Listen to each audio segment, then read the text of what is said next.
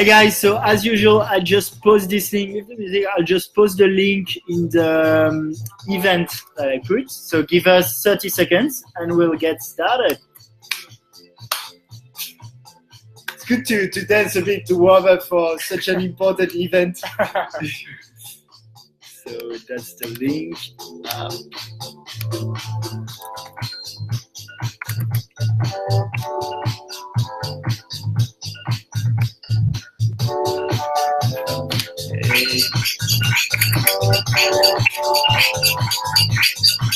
I see this. Close this. I just go here.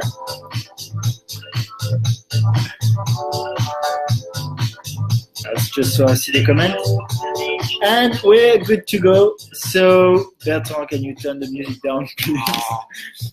And hi guys, and welcome to the 12th episode of Dreamers and Doers, where I interview people who actually act to create the cool, exciting, and better world of tomorrow. And I count you in it, Bertrand, so thanks for being here. Thanks for having me, Alex. You don't have any choice, but I'm here. Welcome. And thanks for having me. So I'm in New Zealand at the moment at Bertrand, who lives in Auckland. And yeah, so I met Bertrand 3 years ago, and I was quite impressed by this serial entrepreneur. So yeah, basically I just know about touch payments, but you've done 2 other companies before. So I'd really be interested to know how you got into entrepreneurship. Yeah, okay. Let me tell you the story, I guess. Yeah. So I think since I was a teenager, I always wanted to kind of start my own stuff. When I was a teenager, I was selling clothes online, and I always wanted to do something on my own. And then I went to uni, and I joined, social entrepreneurship groups, and I developed stuff with uni. But then I moved to Australia 7 years ago, then within a few weeks, I went to the beach in Bondi and I got sunburned. Yeah. And I thought, there must be something here to be done. So I developed a company which was called Sunsaver. And we developed some backpack that were working on solar energy. Okay. And the idea was to spray people of sunscreen on the beach to protect them from sunburn. That was cool. That was kind of a first trial, but I think very quickly I realized that I wanted to do something on more scale. Yeah. It was kind of challenging it was not really scalable. Was that full-time or side project? It was a side project, but I didn't really have a full-time job. Okay. I was kind of bartender. I was kind of trying to get into the market there at the time. And so I got interested into technology at the time because I wanted to develop an application to better manage the backpacker that was spraying sunscreen. Anyhow, then I joined The Iconic, a fashion retailer. And during that time, I started a side business, which was about helping small businesses with cash flow financing, which was good. But again, feels like I wanted to... Well, I guess I just saw another opportunity in The Iconic. We were growing very fast. I was looking into analytics, and I saw an opportunity to just make the online shopping experience a bit better, especially around the payment experience. And so the idea was, if you want to have more sales, can we provide an experience where people could buy now, check the product, and pay later? And that didn't exist at the time? At the time, it didn't exist in Australia. Okay. It was, I got inspired by a successful business model back in Sweden at the time. And so decided to kind of jump on this opportunity, resign from The Iconic. I had a co-founder with me at the time. And that's where really, I think, the entrepreneurship journey started. Okay, and that's the story of Touch Payment? Touch Payment, yeah. So that's the story of Touch Payment. Left Iconic, had some capital on the side from the other business. With the co-founder, we hired some 2 engineers and kind of developed our first minimum viable product. And we went to market with, one retailer. and realized that what we had built wasn't really working. Yeah. So from there, it was a bit of a challenge because my co-founder decided to go at the time. Mm-hmm. So I kind of took on the role as kind of leading the startup and reimagine the product experience and then relaunch. And then I don't know if we find product market fit, but at least we were able to acquire a few different partners and start scaling from there, raising a bit more capital, all the way to 3.5 years. Okay. And 45,000 paying customers and a lending book of, And so at that time, so you're raising money and you're growing. So how is it, like, I guess pretty exciting, but can be stressful at the same time? So what was, let's say, what you really liked about that part of your entrepreneurial journey, and what you maybe thought would be harder maybe for people who question about if they'd want to go all in with starting their business? So yeah, I think it was hard in the sense that personally I had a hard time to find maybe the work-life balance. Mm-hmm. Like I kept talking about the business on the weekend. I kept thinking about it at night. Maybe also because I moved from my place, put a mattress in the office, and was living in the office for the first 18 months of the journey. Mm-hmm. So I couldn't really. Okay. Yeah. Is that something you wouldn't recommend? To live in the office? I think it's fine to live in the office. It gives you more cash flow to develop your business. Yeah. But I think what I recommend is really find this work-life balance. Really work hard, but then really let it go on the weekend. Don't talk about it with friends all the time. Ask for feedback to the people you think matters, but then just let it go. But at the end of the day, I think starting a business is a great way to kind of climb the ladder, even if you're not going to be successful. So if you're successful, you launch a company and you fulfill your vision, that's fantastic. Yeah. But if you don't, then you can join another company at a role that you can't access over us. That's actually, so people who watch, obviously you can ask your question, but that's actually a really good point you make, because many people, they often feel like if they start their business and they go outside the corporate world, it's kind of an end for them in the corporate world. It's like you got to make your business succeed. While I feel the journey is often not like, I start a business, it succeeds or not, but it's like really that long journey. And for you, for example, you got back into the corporate world, and I feel you can get a lot of good opportunities in the corporate world after a year of traveling or entrepreneurship, right? Yeah, that's because the learning curve as an entrepreneur is just huge. Like you get into the business, you think you know, but you don't know anything about anything. Mm-hmm. You need to learn about people management. You need to kind of learn new skills, especially around product development, that you know anything around that. Mm-hmm. You're going to learn about how to manage people, hire them, look into the analytics. And I was very young, and I think I didn't really understand what I was getting into or what I had to learn, but I kind of learned as on the go. And then when you look at from a corporate side, they look for people that have this passion, this drive, and a wide variety of skills. And as an entrepreneur, you just fit in the bucket. So I think there is no risk of starting a business. It's only positive. I really believe it. Yeah, I think people overestimate a bit the risk. Like, the same for me. I was like, if it doesn't work, I can still find a job. Yeah, I mean, it depends. I mean, the older you get, the higher the cost of the opportunity cost is. I was young, my salary was not so high, and I just learned a lot. And I really enjoyed the journey. I think that the main takeaway is just find your work-life balance along the way. So I think a business is cool, but your life on the side is more important. And now I wanted to ask you, because so your business you did in touch payments was was about lending money to online buyers, right? Yeah. And as I know you're really a lot into adventure too. And so I had this question about maybe like when you think about building a business, pursuing a passion versus being opportunistic, and because sometimes there's something you really want to do, but there's also, you want to make money and you want it to grow. So would you have like some advice for this? Yeah. So I think from my perspective, I think 7 or 8 years ago, I'm not sure I was self-aware to understand what were my passion or what was a meaningful problem I wanted to solve, and I went after an opportunity in the market. Mm-hmm. And now when I look back, I mean, I really recommend to go after your passion. And passion mm-hmm. just means being deeply connected to the problem you're trying to solve, because over time you go through high and low, you work hard, you have challenges along the way.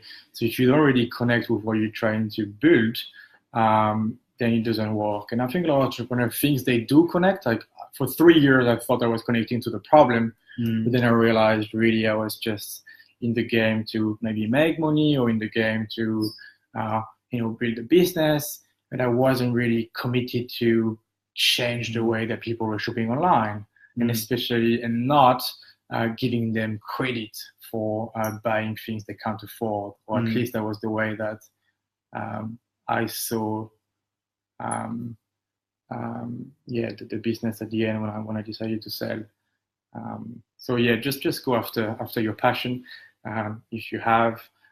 If not, just go anyway after any opportunity, and then you may change tactic along the way, but your learning along the way will be just much bigger than what you can have in a corporate. And I don't want to generalize. There's some corporate jobs that are fantastic, but from my experience, it's been great to go through the entrepreneurship and then join a corporate.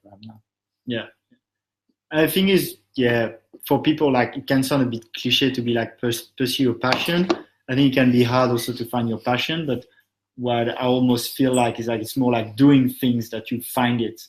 You look for your passion. Like, would you say?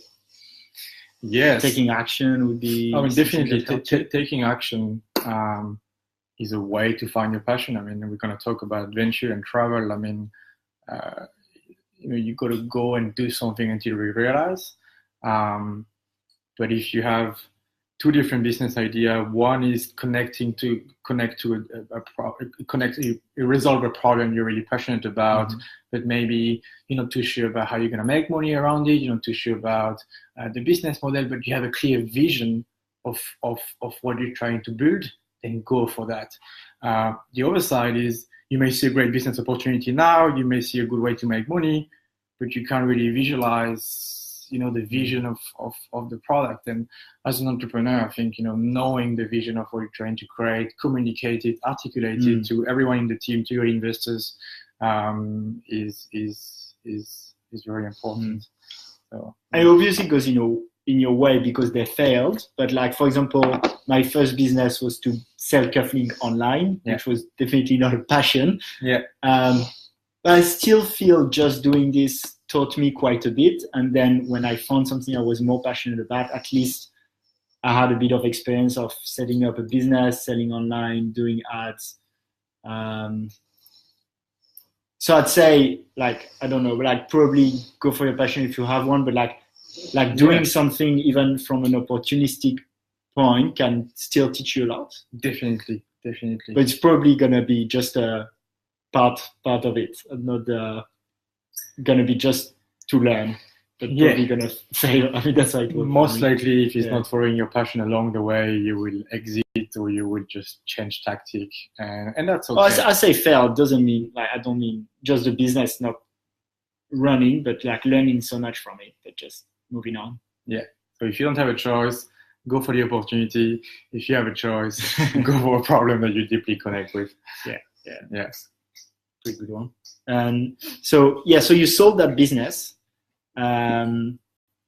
Like, when did you make that decision, and why? Especially, and do you think it was a good decision, knowing that similar concepts like Afterpay, for example, in Australia, are now like really big successful companies? So I mean, when you look at Afterpay now, when you look at the valuation close to $1 billion, you wonder, oh, did I make the right choice? Because the business opportunity was huge.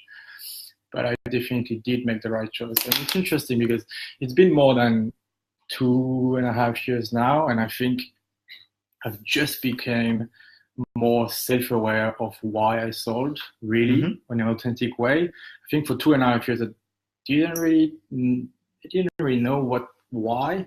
And just in the past few weeks, when I, did some personal development course and realized, and so just to tell you the story, about 7 months before I sold, I raised capital from an investor, which was kind of what we call a convertible debt. You raise a debt, and then over time it converts into equity. And then the business, I raised that capital, the business kind of grown way faster than I expected. And so cash flow became quite tight, and I was under a lot of pressure. And I went back to the investors and I tried to raise more, and things didn't work out in the way I wanted to. So at that time, a lot of pressure to find capital to just go through the cash flow challenges. Could you slow down the growth? So that's what I tried to do. I tried to put in place better or more risk metrics around the type of consumer I was getting, but still the growth was just much bigger than what we had anticipated. So then basically I got some new investors in, and it changed a lot the ownership of the company, and that whole time was very emotionally intense for me as a founder.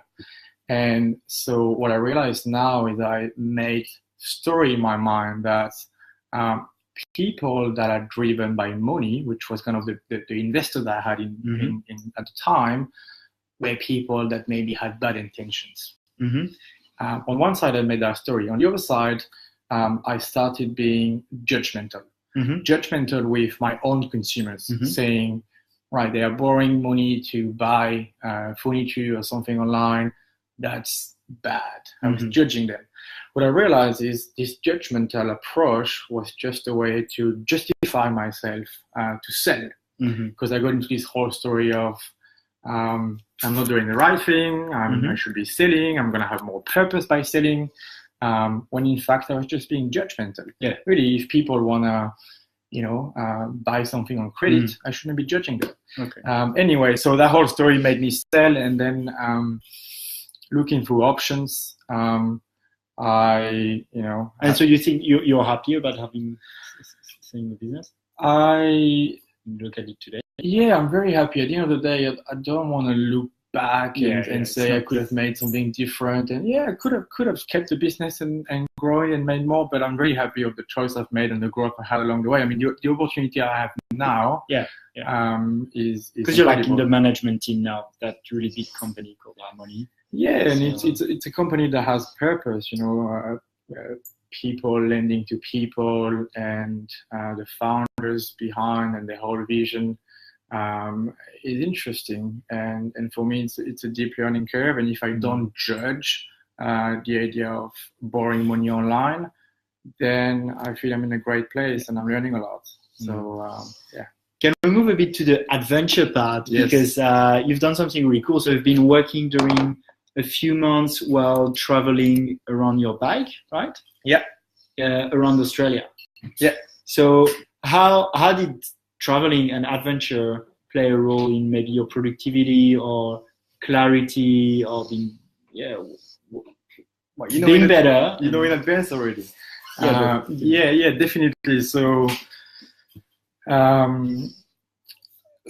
that's exactly that. So when I decided to just jump on the bike, I was craving for adventure. I was talking about going around the world, and my girlfriend at the time told me, before going around the world, why don't you go around Australia first? Oh, that's a great idea.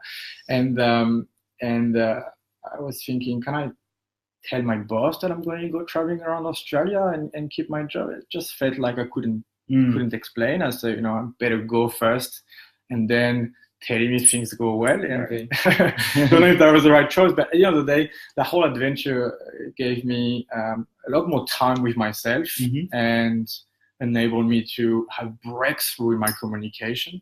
my communication with my team, a lot of clarity on my focus, and so from a work perspective, it was incredible.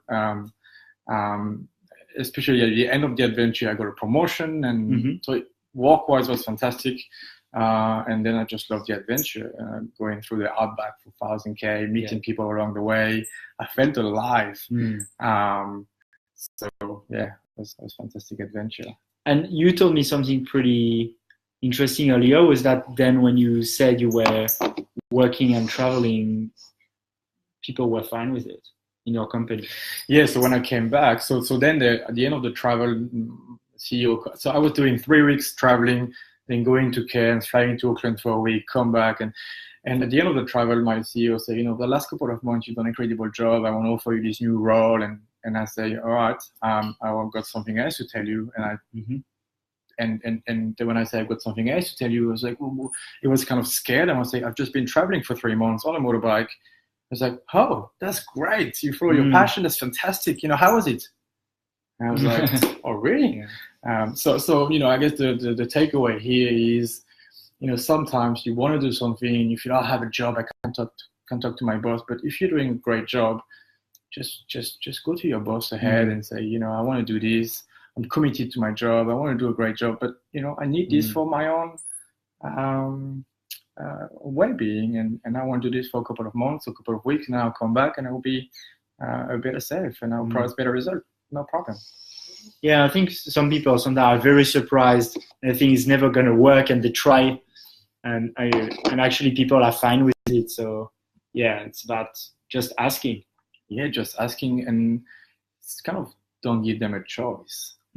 So if you go there and you ask and you give them a choice, it's kind of, you come from a place of, I'm super committed to what I'm doing. I want to do a great job, but I also need to do this. And I want you to understand and trust me, and it will work out. And if you don't, then unfortunately, I'm ready to leave and follow this way, but I really don't want to leave. Okay. Yeah. And so I talked a bit about your love for, we talked a bit about your love for adventure and entrepreneurship. So what's the big plan? Because in the end you have these, which I guess maybe you'd like to align one day, or is there what would be the big plan for you of combining this passion of entrepreneurship and adventure? Would it be part of, what would be your big plan? Yes. So Bertrand's big plan. Now I've got a lot of idea in my mind, but first, just go wild. Right now,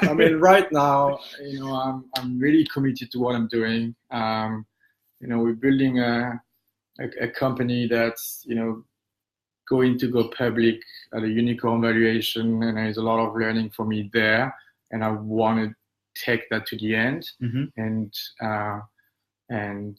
that's the first step. So that's going to take me another 18 months to 2 years, maybe a bit more. And I think post that, hopefully that's going to give me a lot of financial freedom to really explore what I really want to do. And then, yes, the big plan is definitely going around the world with the motorbike, combining adventure bike and deep exercise, maybe climbing to most of the summit around the world, but at the same time, or maybe after, run a business that has purpose, maybe a social business or something that I connect deeply with, as well as maybe sharing or mentoring people with the skills I've learned along the way. You were quite interested in permaculture. That's maybe something. I've been exploring here in Auckland or North Island the idea of buying a land and building kind of an eco village with permaculture, and building kind of a education program for uni and kids to come and learn. maybe bring some of the meditation, yoga kind of into it.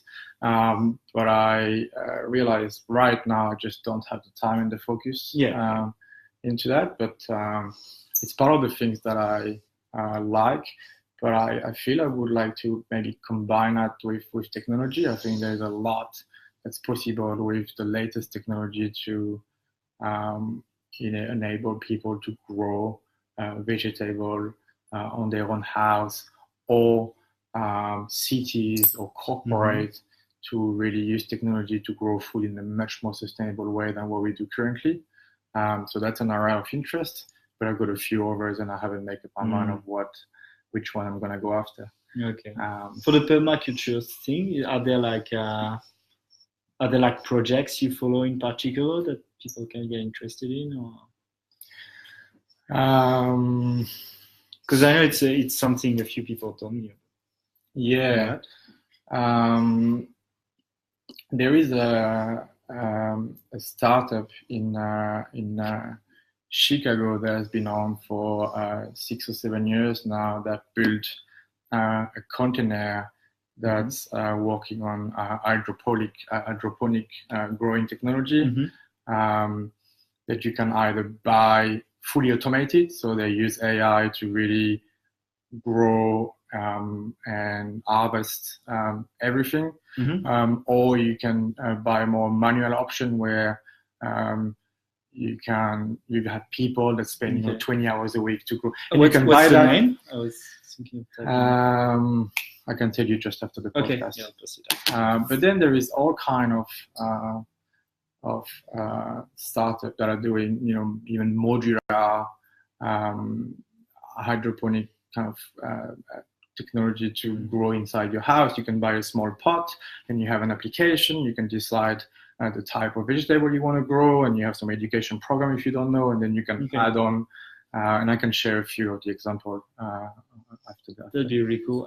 And maybe also kind of self-governed societies sometimes are built around permaculture. Why don't you tell us about? I think you have a society that you told me about on the weekend that I had a look through, which looks extremely interesting. Yeah. So that's the Seasteading Institute. I actually tried to have on a podcast someone to talk about it because it's like super interesting project. I post a lot about it, but today it was about you, Bertrand. It's about me. So I was just thinking of it because as I'm interested in those self-governed societies, and Seasteading Institute is a super interesting one. I've heard of these similar concepts, in places where they're like, you want to do a self-sustaining society,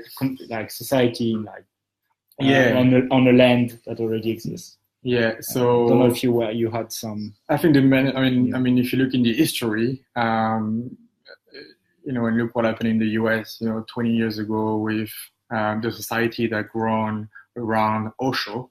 Thanks, Mike. So there is a documentary across 6 episodes on Netflix I recommend, which is called Wild Wild Country. I heard about it. And that's really showing how you can develop a society that doesn't follow any rule of the government. But at the time, it was in the US state. And, after I think they grew to 70,000 people, and then they shut it down. And because it was a threat, I guess, for the government. Okay. Yeah. So, yeah. I'll definitely have a look at this documentary. If people don't have questions, we're probably gonna end soon. So go for it, guys. And who do we have online? Thanks, Sav and Meg for the likes. And I think we can. It's been almost 30 minutes. So thank you so much, Bertrand. I'll be really looking forward to see where it's all heading. And so I mean, definitely quite cool to have already so much experience in entrepreneurship at your age, because you're 28. So thanks for sharing this. Thanks for having me, Alex, and best of luck for growing your own business. Thanks. I'm really happy with I need a bit of inspiration. That's why I'm doing this. And we always end with a hug. Yeah. It's a tradition. And a bit of music on the podcast. Thanks, guys. And see you next Tuesday. Because you're learning to be a DJ. That's a lot of skills. Many skills. See you guys.